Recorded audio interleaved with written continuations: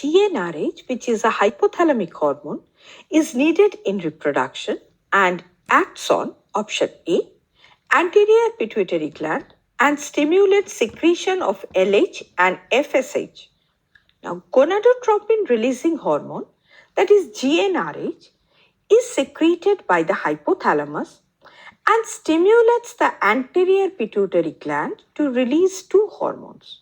Number one, luteinizing hormone, that is LH, that triggers ovulation in females and stimulates the production of sex hormones such as testosterone in males. And follicle stimulating hormone, that is FSH, that is involved in the development of ovarian follicles in females and sperm production in males. And these two hormones are essential for the regulation of the reproductive system in both males and females. Hence, it is the correct option. Option B, posterior pituitary gland and stimulates the secretion of oxytocin and FSH. Now, the posterior pituitary gland does not respond to GnRH, hence it is incorrect.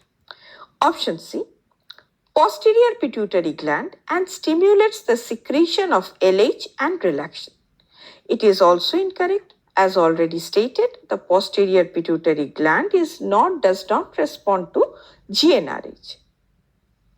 Option D, anterior pituitary gland and stimulates the secretion of LH and oxytocin.